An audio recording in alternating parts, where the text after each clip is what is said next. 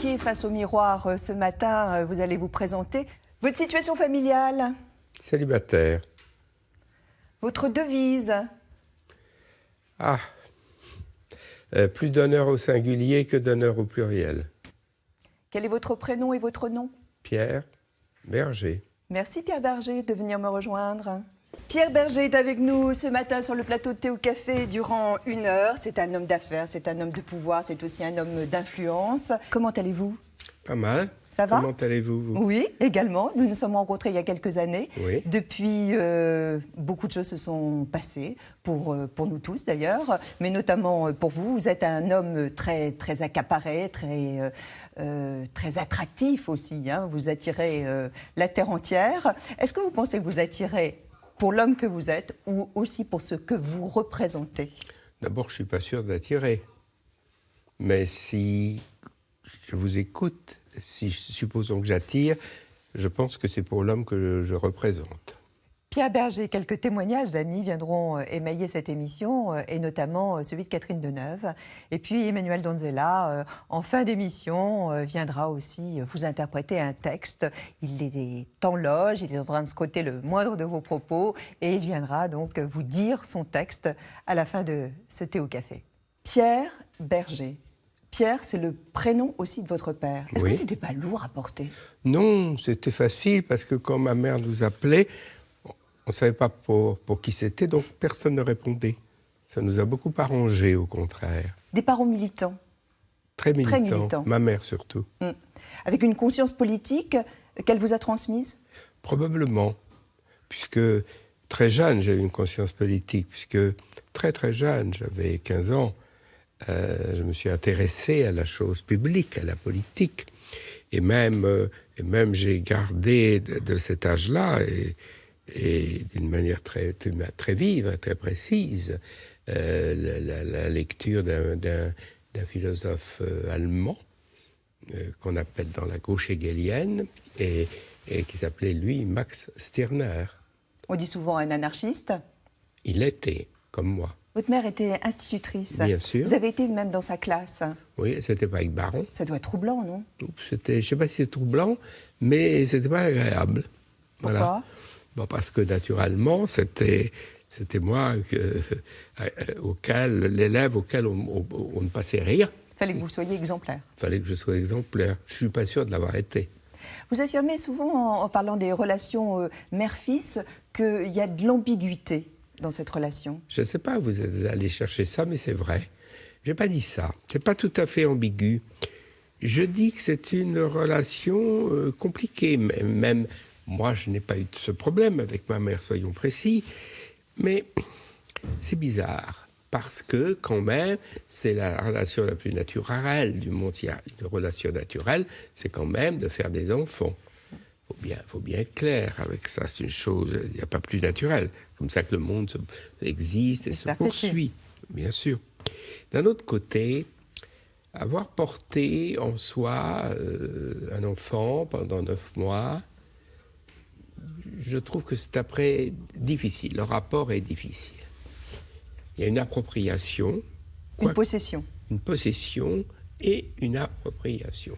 C'est pour ça qu'il y a si souvent, je n'ai pas dit toujours, je n'ai pas dit tout le temps, si souvent des conflits mère-fils. Vous étiez amoureux d'elle? Non. C'était un modèle pour vous? D'une certaine manière, oui, mais pas comme on pourrait l'entendre. J'aimais beaucoup des choses, c'est ma mère. Elle est toujours en vie? Elle va avoir 107 ans. C'est inimaginable. Si, ça existe, non? Et en bon état de santé? Pas en très bon état de santé, mais enfin très consciente. En montant à Paris, qu'est-ce que vous espériez y trouver? J'espérais y trouver à quoi j'avais cru toute ma vie, mais c'est pas ce que j'ai rencontré. J'espérais trouver, je sais pas, une communauté d'intellectuels, d'écrivains, de journalistes, parce que je voulais être l'un et l'autre, écrivain et journaliste. Et vous avez été déçu? Non, mais c'était pas ça. Non, je n'ai pas été déçu. Je ne vais pas être déçu parce que je trouve que que j'ai eu une vie plutôt au-delà de ce que je pouvais espérer. J'ai rencontré des gens merveilleux, je suis devenu l'ami de gens merveilleux, très importants, soit dans, où que ce soit, dans la littérature, des cinéastes, dans la politique aussi. Donc je suis très content. Une vie bien remplie, la preuve, avec Alexandra Garde. Vous êtes un peu comme un marionnettiste, Pierre Berger. Longtemps, vous avez tiré les ficelles de la renommée pour des artistes inspirés, qui sont votre légende dans l'ombre de leur destinée. Illutif Saint-Laurent, Bernard Buffet, tel un Pygmalion, vous les avez aidés, financés, aimés. Je suis un artiste manqué, au sens freudien du terme, c'est-à-dire que je ne suis pas passé à l'acte. Un peu quand même. Et le Pygmalion est devenu patron, tirant toutes les ficelles, artistiques, financières et même politiques, puisque vous soutenez médiatiquement ou financièrement la gauche. Patron de mode, vous avez aidé votre compagnon Saint-Laurent à fonder sa maison de couture. J'ai senti qu'il était complètement gêné dans toutes ses entournures, et qu'il avait probablement besoin d'être aidé. Maison que vous dirigez d'une main de fer. Les filles, dans l'ordre, s'il vous plaît. Alors, les smokings noirs féminins, les robes Mondrian ou Braque et les petites robes noires, c'est un peu vous aussi. 40 ans à la tête de l'Empire Saint-Laurent. Belle histoire d'amour, c'est vous. Et la vôtre aussi, mais pas l'unique. Patron de presse, vous dirigez aussi Le Monde et Têtu que vous avez créé. Patron d'art, vous possédez votre propre société de vente aux enchères et pouvez vous vanter d'avoir dirigé les 3 opéras de Paris, le Théâtre Athénée et sauvé la Villa Majorelle. Vous savez, il y a que les fous qui réussissent, et je me méfie des gens de raison. Folie des grandeurs ou mégalomanie, vous êtes aussi patron d'une brasserie de luxe spécialisée dans le caviar. L'argent ne donne pas tous les pouvoirs. L'argent donne d'ailleurs beaucoup de droits, mais beaucoup de devoirs. Devoir que vous assumez en tant que patron du SIDAction avec Lynn Renault. Nous avons besoin de vous. 20 ans que vous vous battez et vous indignez fidèle à cette pensée d'André Gide. J'aurais commencé ma vieillesse le jour où j'aurais cessé de m'indigner. C'est Gide, ça. Ouais. Qu'est-ce qui manque à votre parcours ? Il y a tellement de choses que je suis étourdi. Pourquoi vous avez cette affection pour les artistes ? Je sais pas. Peut-être parce que c'est ce que j'aurais voulu être. J'ai entendu qu'on m'appelait Pygmalion. Faudrait peut-être s'entendre sur ce mot. Je sais pas. Moi, je me prends pas pour un Pygmalion. Parce que Pygmalion, c'est quelqu'un qui a façonné d'autres qui venaient de rien. Ou à peu près. Ou qui révèle. Mais moi, je n'ai pas révélé personne. Je voudrais être précis là-dessus. Vous savez, j'ai connu Yves Saint-Laurent, parlons de lui, le jour où il a présenté sa première collection en ayant succédé à Christian Dior. Il a fait un absolu triomphe, et triomphe mondial. Et c'est ce jour-là que je l'ai rencontré. Donc je ne lui avais pas tenu la main, que je sache. Non, je veux être précis ou peut-être parce que je suis orgueilleux, peut-être parce que je veux qu'on parle de moi, et pas des gens que j'ai aidés, ça c'est possible, je vous le concède. Mais c'est vrai quand je dis que j'ai peut-être eu beaucoup, certainement même, des talents divers pour permettre mais je n'ai pas fabriqué Yves Saint-Laurent, pas plus que Bernard Buffet. Monter une maison de couture avec lui, ça a été un acte d'amour ? Bien sûr. Avant tout. Bien sûr. Moi, je méprisais plutôt les affaires. Je n'y connaissais rien. Vous connaissiez absolument pas le monde de la mode, vous-même ? Un petit peu, puisque je vivais avec Yves depuis 4 ans déjà, avant de fonder cette maison. Donc j'avais une approche, une vague teinture. Mais non, je ne connaissais pas. Mais vous savez, je me suis dit, je connais tellement de gens pas très malins qui réussissent dans les affaires. Et vous vous considérez malin ? Ça oui, excusez-moi de le dire. Pas très malins qui réussissent dans les affaires, que ça ne doit pas être si difficile que ça. Quelle est la chose qu'il aurait détestée dans la mode aujourd'hui ? Tout. C'est vrai ? La réponse est précise. Tout. Pourquoi ? Parce que ce n'est pas sa conception de la mode. Je veux être précis là aussi, mais je ne veux pas qu'on entende, car je ne le dis pas, qu'il n'y a pas de gens de talent aujourd'hui, que la mode... Je suis président, et parce que je l'ai fondé, de l'Institut français de la mode. Et si je suis toujours président de l'Institut français de la mode, qui est un institut exceptionnel, c'est bien parce que je crois à la mode. Mais Je parle d'Yves Saint-Laurent. Yves Saint-Laurent ne comprenait pas d'ailleurs la mode telle qu'elle se faisait dans les dernières années de sa vie. dans les documentaires qui sont consacrés à Yves Saint-Laurent, on ne se rend pas toujours compte de l'humour de l'homme. Il y a un petit moment qu'on a beaucoup apprécié. Vous lui posez des questions, et c'est le questionnaire de Proust. Votre idéal de bonheur terrestre. Un grand lit, rempli. Mon rêve de bonheur. Un grand lit, rempli. Comment j'aimerais mourir. Dans mon lit, bien rempli. Ça lui correspond bien? Bien sûr. Ça, c'était des après-midi qu'on passait ou ici ou là. Mais là, c'est chez Jean Loussief, le très grand photographe. Et on venait prendre le thé vers 5 heures. Et puis, voilà, après, il y avait, je me rappelle, ce jour, il y avait Claude et François-Xavier Lalanne. Enfin, c'était amusant. Un lit bien rempli, qu'est-ce que ça signifie pour lui? Vous n'avez qu'à deviner toute seule. Voilà. Avec une véritable attirance quand même pour le corps, pour la sexualité. Oui, mais ça, il ne l'a jamais caché. Non. Vous-même, Pierre Berger, est-ce que vous pourriez retomber amoureux? Mais oui. Il y a quand on est mort qu'on ne tombe pas amoureux. Même après un grand, grand amour. Mais bien sûr.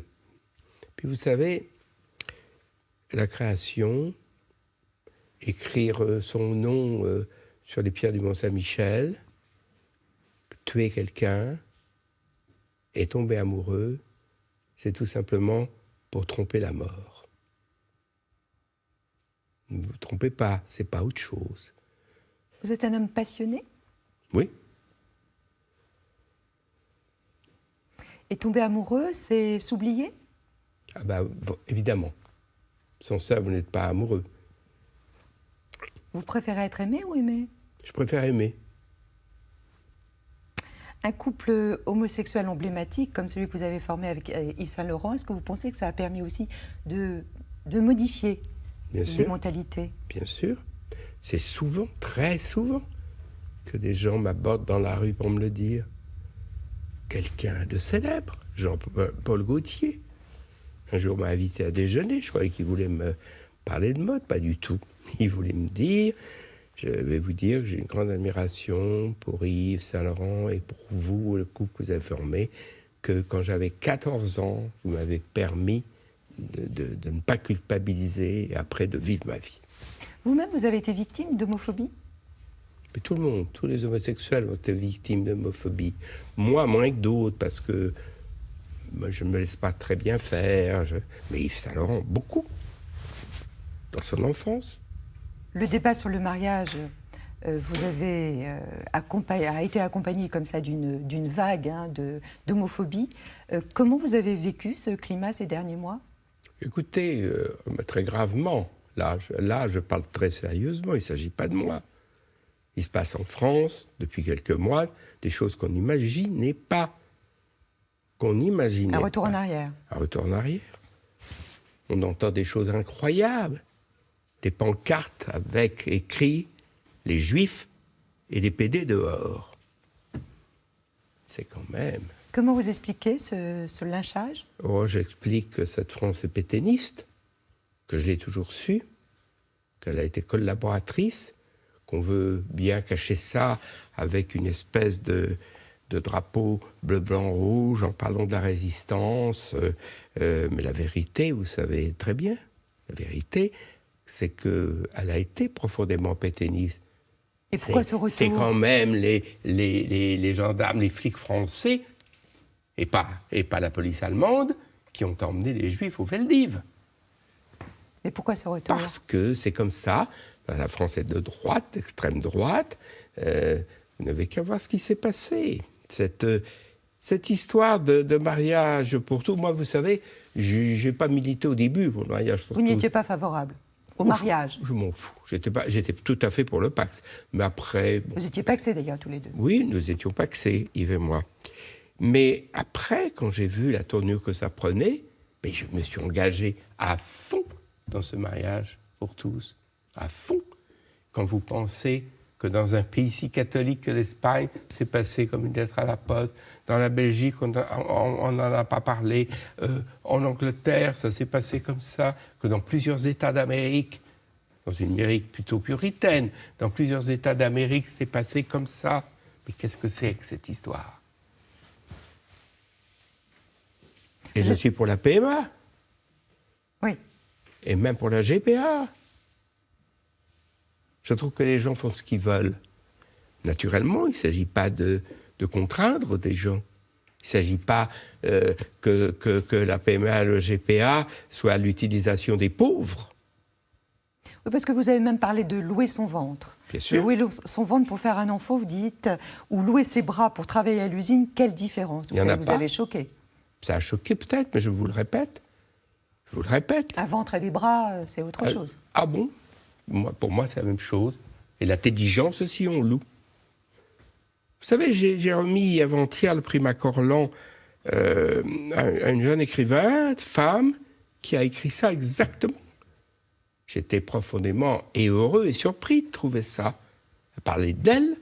Elle disait que c'est pas quand je loue mon intelligence pour écrire quelque chose. Elle parlait pas de roman, elle parlait de travail qu'on lui demandait de faire. Je dis, pour moi, c'est pareil.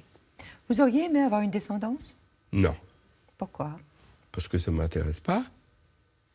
Parce que je ne fais pas partie de ces gens qui veulent qu'on leur survive, qui veulent se survivre. Moi, je ne crois à rien. Et je suis certain... Agnostique? Ah ben, plus que ça. Et je suis certain qu'après nous, il ne restera rien. Poussière. Ah ben oui. Vous êtes un grand amateur de livres. Vous êtes un bibliophile, amateur d'art, un collectionneur. Est-ce qu'on peut comparer ce goût comme ça pour les collections un peu comme une maladie, presque une névrose? Un peu, je suis d'accord avec vous. Mais je suis d'accord avec vous. J'ai écrit même quand j'ai vendu cette grande collection qu'on avait faite Yves et moi. J'ai écrit dans mes lettres à Yves. Je lui dis, il est mort. Je lui dis, je ne sais plus combien il y avait d'objets, 850 ou j'ai oublié. Il fallait bien être fou pour collectionner ça. Mais oui, parce que c'est ahurissant.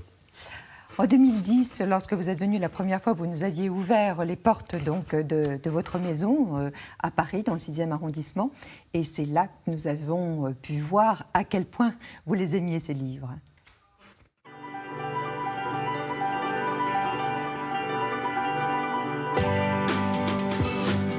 Bonjour.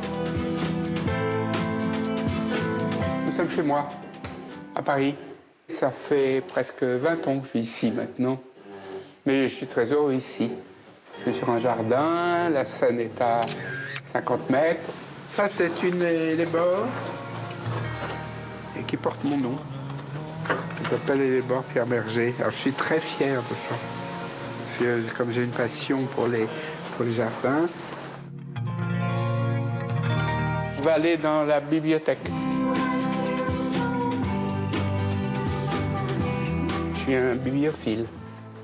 Donc je collectionne des livres, voilà. Ça, ce sont les essais de Montaigne qui sont en édition originale, 1580, avec Privilège du roi. C'est un très bel exemplaire en velin d'époque. Je vais vous montrer un livre que j'aime particulièrement, qui est celui-là, qui est le Madame Bovary de Gustave Flaubert, avec cette dédicace. Au maître, souvenirs et hommages, Gustave Flaubert. Ça, c'est l'exemplaire de Victor Hugo. Je n'achète que des livres que j'aime et que je lis, ou que j'ai lu. Si j'aime pas beaucoup l'écrivain, je n'en achète pas.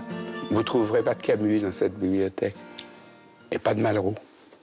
Alors ça, c'est encore, si on veut mieux qu'un original, voilà, c'est le manuscrit de Flaubert. L'éducation sentimentale.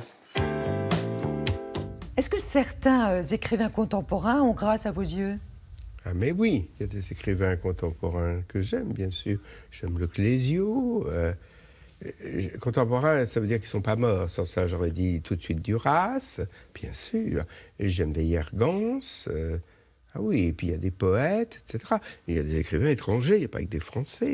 Il y a un écrivain admirable qui est Coetzee. Et il y a aussi une femme qui a pour nom Amélie Nothomb. Oui, que j'aime beaucoup. Ouais, il y a Amélie Nothomb, il n'y a pas qu'elle. Mais elle vous apprécie beaucoup. Alors on est allé la voir. Vous vous êtes rencontrés il y a quelques années lorsque vous aviez remis ensemble un prix, le prix Jean Giono. Je lui ai remis le prix Jean Giono. Voilà, exactement. Et puis d'ailleurs, elle s'était évanouie ce jour-là. S'est évanouie, oui, dans l'avion. Oui, absolument. Donc ça avait tissé des liens entre vous. Elle tente de brosser un portrait chinois de vous. Si Pierre Bergé était une arme, ce serait un fleuret, parce qu'il est excellent dans les dialogues, et surtout les dialogues à fleuret mouchetés. Ce serait un Jack Russell. Pierre Bergé a une passion pour les chiens, et en particulier pour le Jack Russell, qui est un joli petit chien, mais quand on le connaît bien, il n'est pas que joli. Si Pierre Bergé était un roman, il n'y a aucun doute, ce serait La recherche du temps perdu. Pas seulement parce que Pierre Bergé a des comptes à rendre avec le temps, comme nous tous d'ailleurs, mais surtout parce que Pierre Bergé est un très grand proustien. Non seulement il l'a beaucoup lu, mais il l'a très bien lu, et on peut dire que Proust se joue un grand rôle dans sa vie. Ce serait Fouquet, parce qu'il est encore plus resplendissant et certainement beaucoup plus impertinent que le Roi Soleil. La démocratie de l'élégance. Toutes les élégances physiques, intellectuelles, spirituelles et bien sûr vestimentaires. Quelle est votre définition? Merci Amélie. Ça vous correspond bien? Je ne sais pas, je suis troublé. J'aime beaucoup Amélie, mais ça, à mon avis, c'est trop de compliments à la fois. L'élégance, quelle est la mort la plus élégante selon vous? La moins élégante, c'est le suicide, surtout chez les autres. Si on se suicide chez quelqu'un, c'est pas très élégant. Ce qui ne veut pas dire que je ne me suiciderai pas. Mais... Vous y pensez? Ah ben oui, moi je suis convaincu que j'espère de tout mon cœur que je ne serai pas rattrapé par une espèce d'AVC et que j'aurai le temps, quand je sentirai que je suis au bout, d'aller en Suisse, parce que je ne compte pas sur la France, après tout ce qui se passe encore, pour réformer les lois sur l'euthanasie. Et moi, je suis un grand partisan de l'euthanasie. Vous parlez du suicide assisté. Je parle du suicide assisté. Votre mère, dont on parlait tout à l'heure... Ma mère le voulait. Qui a 107 ans. Ma mère le voulait, mais malheureusement, elle a été rattrapée par la maladie et elle n'a pas eu le temps de le faire. Mais la dernière vraie conversation que j'ai eue avec ma mère, parce que depuis, il n'a pas grande conversation, elle a tout à fait, elle me reconnaît, mais pas beaucoup, ça a été celle-là. Elle m'a dit, comme je suis triste de ne pas avoir pu me suicider. Et voilà. C'est une responsabilité que vous, en tant que fils, vous ne pouvez pas prendre. Ben, je ne suis pas un assassin. Vous-même, vous avez pris des dispositions? Bien sûr. Bien sûr. On va célébrer les 20 ans du SIDAction que vous avez créé avec Lynn Renaud, bien sûr. La maladie a régressé en 20 ans, mais le public aussi a régressé dans son intérêt pour cette maladie. Alors, comment resensibiliser les gens? D'une certaine manière régressé et d'une autre pas du tout. Non, la maladie n'a pas régressé. Le sida n'a pas régressé. On a trouvé des moyens pas de guérir, de soigner le malade. C'est ça le sujet. C'est les traitements qui ont évolué. C'est les traitements qui ont évolué. On soigne les malades, mais on ne les guérit pas. Donc c'est une histoire infernale. Ces médicaments doivent se prendre à vie. À vie.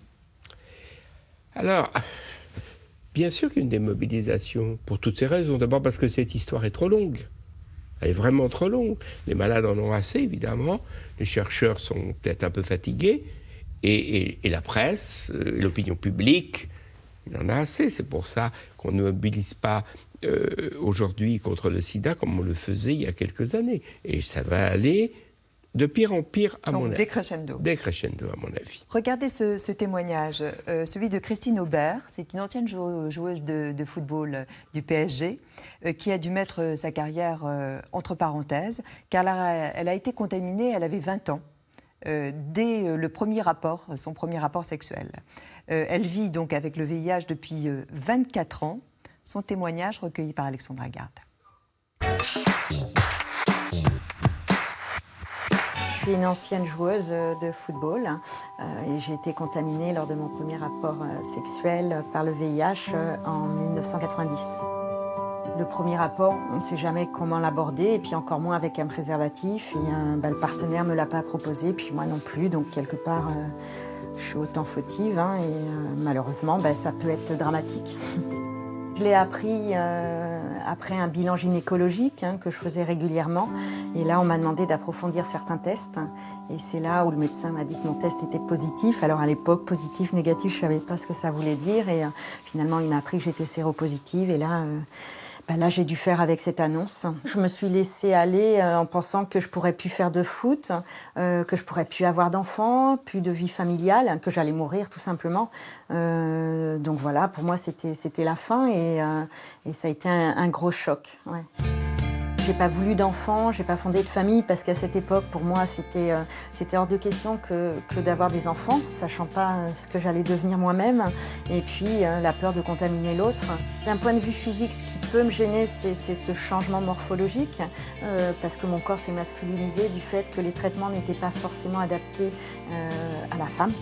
Et que j'ai des déplacements de graisse et puis ça fatigue, ces traitements fatiguent le foie, fatigue générale, donc j'essaye de pas trop montrer, mais au quotidien, je gère mon quotidien avec des périodes de repos, d'où le fait qu'aujourd'hui je travaille plus. On a moins de prises de médicaments, donc j'en ai 4 pour le VIH par jour.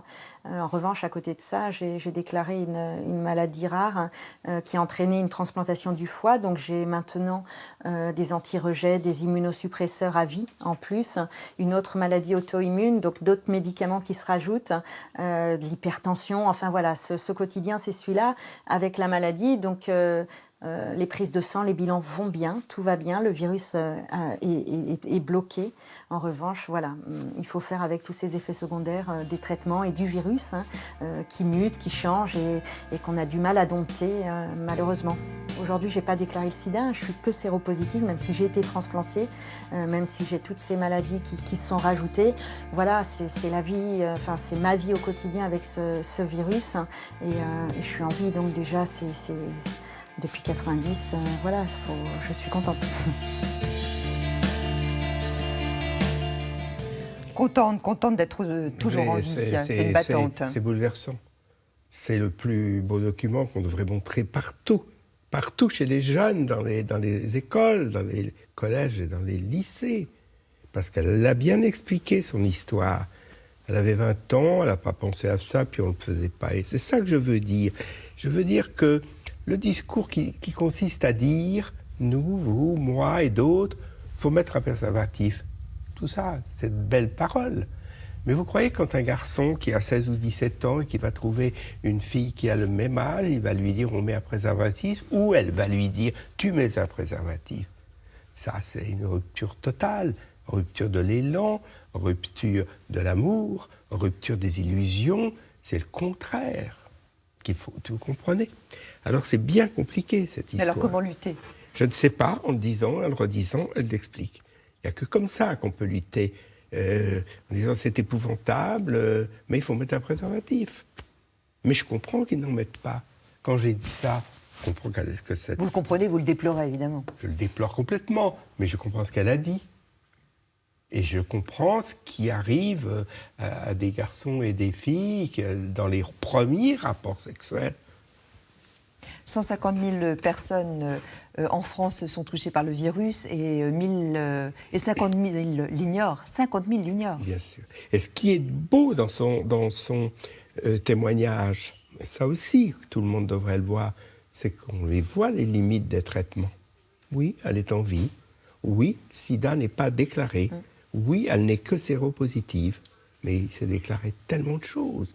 Des maladies immunes, une grève du foie. Des effets secondaires. Les effets secondaires, vous l'avez vu. Elle est d'une dignité formidable, je la connais d'ailleurs. Elle est d'une dignité formidable, et ce qu'elle dit fait froid dans le dos.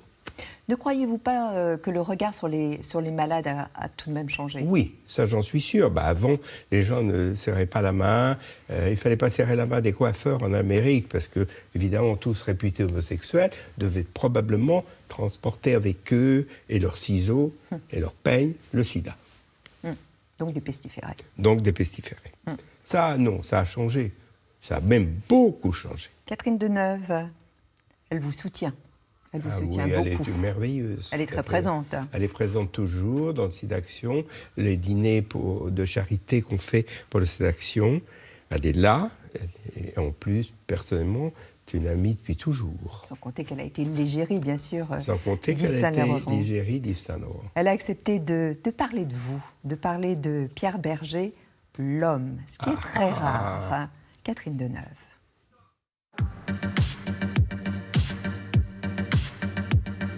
C'est une relation qui s'est faite au cours des années et ça fait quand même maintenant plus de 30 ans. Donc c'est une relation qui était basée comme ça sur des rapports de relations professionnelles par rapport à quand Yves faisait les collections, que moi je m'habillais chez Saint-Laurent, qu'on se rencontrait à la couture. Puis au fil des années, surtout depuis la disparition de Yves Saint-Laurent, c'est une relation plus personnelle, plus amicale, plus... je sais pas comment dire. C'est quelqu'un de très fidèle, Pierre Bergé. Très très fidèle. Donc on s'envoie des messages, on se voit de temps en temps et on se fait des signes et on est surtout présents l'un pour l'autre pour des choses importantes ou que l'autre trouve important. Il est impressionnant, il l'est moins pour moi aujourd'hui parce que je le connais depuis longtemps et que je suis moins petite, mais il était impressionnant, c'était quelqu'un qui avait un regard très, très fort, on sentait vraiment qu'il vous traversait tout de suite quand il vous regardait. Il ne vous jugeait pas, mais on sent qu'il vous transperçait quand même. Et puis on sentait que c'était quelqu'un avec une personnalité, quelqu'un peut-être aussi d'un peu autoritaire, mais dès qu'il sourit, c'est fini. Il a beaucoup d'humour et il y a quelque chose même assez malicieux chez lui. Pierre, c'est quelqu'un qui va se livrer et pouvoir avoir une conversation très intime quand on est deux dans l'intimité. Moi, je suis absolument d'accord avec ça. Et puis quand on est en groupe avec d'autres amis ou qu'on est plus nombreux, ça reste une chose beaucoup plus large, beaucoup plus ouverte. Donc c'est ça peut-être la pudeur, c'est de ne pas parler de tout. Avec tout le monde, n'importe quand. Alors s'il y avait un ou deux défauts quand même chez Pierre? Il y en a sûrement, sinon ce serait monstrueux s'il n'avait pas de défauts. Ses colères rapides, violentes et très brèves sont assez réputées. Moi je l'ai vu comme ça avoir ce qu'on appelle des coups de gueule. Mais oui, mais ça je pense que tout le monde a dû le dire. Ses défauts, je ne sais pas, ce serait peut-être le revers de ses qualités. Catherine Deneuve, on remercie évidemment Catherine Deneuve pour ce message. Elle parle de vos colères, elle dit que vous l'avez intimidée et impressionnée au départ. Non. Vous le savez que vous intimidez. Oui, mais elle se trompe, parce que je l'ai connue, elle n'avait jamais tourné aucun film. Elle était très très très jeune, je la connaissais très bien, c'est devenu tout de suite une amie. Puis après, on s'est un peu perdu de vue. Et après, j'avais ouvert cette maison de couture avec Yves Saint-Laurent et elle m'a appelé. Pierre, c'est Catherine Deneuve. Déjà, elle avait fait avant un commencement de carrière. Et c'est là qu'elle m'a dit, je suis en train de tourner un film avec Louise Buñuel, Belle de jour. Est-ce que tu crois qu'Yves Saint-Laurent voudrait faire les costumes? J'ai dit, écoute, je crois que tu sais que la question ne se posera même pas. Il va être enchanté de faire ses costumes. Ça a été la première collaboration. Ça a été leur première collaboration. Et ça a été une grande réussite. Vous savez qu'il y a un exercice dans Thé ou Café. Vous n'y couperez pas, Pierre Bergé. C'est le dos à dos. On y va ensemble? On y va ensemble. Dos à dos, dos à dos, dos à dos, dos à dos. Dos à dos avec vous, Pierre Bergé, et des réponses du tac au tac. Est-ce que vous auriez aimé naître femme? Non. Une convention sociale qui vous insupporte? J'aime les conventions sociales. Un prétexte pour décliner une invitation à dîner? La maladie. Votre dernière colère? Lointaine. Comment faites-vous la différence entre les opportunistes et les sincères? Il y a très peu de sincères, donc c'est facile de les reconnaître. Ce que vous regardez en premier chez un homme. Je ne vais pas répondre comme Catherine Lara, son frère. Et chez une femme? Son mari. Non. Ses yeux. Une addiction dont vous aimeriez vous débarrasser? Ah, ça. Peut-être la bibliophilie. Est-ce que vous avez déjà pris du Viagra? Autre chose, mais pas le Viagra. L'effet est le même? Oui. Ce qui vous indigne le plus dans la société? L'hypocrisie. Le rêve que vous n'avez pas encore réalisé? Oh, j'ai plus beaucoup de rêves à mon âge. S'il ne vous restait plus qu'une journée à vivre, que feriez-vous?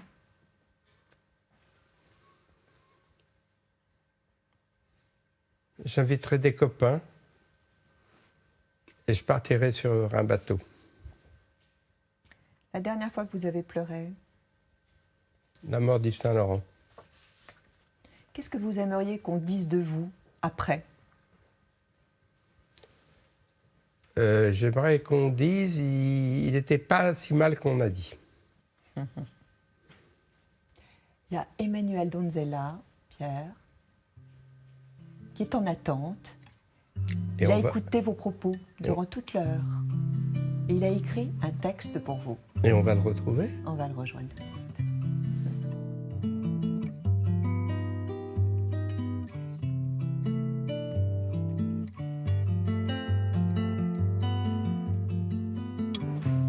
Bonjour.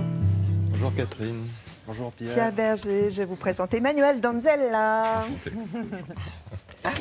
Emmanuel, vous avez bien travaillé pendant 1 heure? Oui, je vous ai écouté. Oui. J'ai préparé quelque chose pour, Oui. pour chanter cette chanson pour Vous vous. pensez que vous Monsieur allez Berger. être à la hauteur? Bon, on va voir, vous le direz. Bon, Très bien. c'est le test. On y allons-y. va. Ne me regardez pas comme Catherine Deneuve quand elle était jeune. hein. Par contre. Je suis déçu, oh Pierre, je suis déçu. Vous n'êtes pas venu en hélicoptère. Pas de Ferrari, pas de flonflon, pas de manière. Moi j'attendais le roi, et là j'ai la bergère. Je suis déçu, oh Pierre, je suis déçu. Moi qui pensais que vous habitiez au musée du Louvre, à Versailles ou à l'Élysée, en distribuant toujours un peu d'argent. Je suis déçu, que se passe-t-il donc Pierre? On m'a dit que vous étiez facilement en colère. Jusqu'à présent, c'est assez décevant. Vous n'avez pas engueulé Catherine, mais c'est peut-être sur moi que ça tombera finalement. J'ai intérêt, je crois, à la jouer fine. Oh Pierre Berger, j'aime beaucoup ce que vous faites. On a tous quelque part dans la tête un refrain, un couplet, une chanson de Starmania. C'est pas vous qui avez fait ça? Oh là là, la boulette. Merci. Bravo. C'était Michel qui avait fait ça. Oui, bien. Ah, vous êtes Pierre Berger, pardon. Je l'aimais beaucoup, moi, Michel. Vous le connaissiez bien? Ah oui, très bien. J'aimais beaucoup. Merci Emmanuel. Merci à vous. C'était un petit trait d'humour pour terminer cette émission. Qu'est-ce que je vous souhaite? Vous me souhaitez de durer.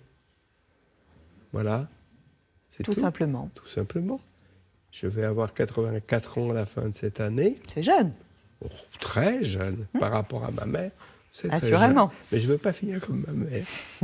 Donc, si vous voulez me souhaiter quelque chose qui est très gentil à vous, Catherine, ben vous me souhaitez de durer, mais de durer en assez bon état. En Voilà. bonne santé. En bonne santé. Mourir en bonne santé. Mourir guéri, quoi.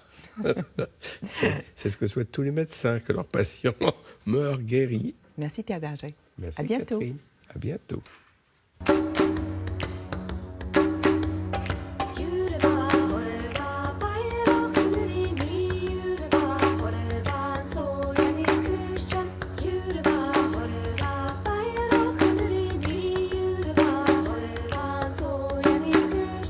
Hoş filanım, bok şet falan.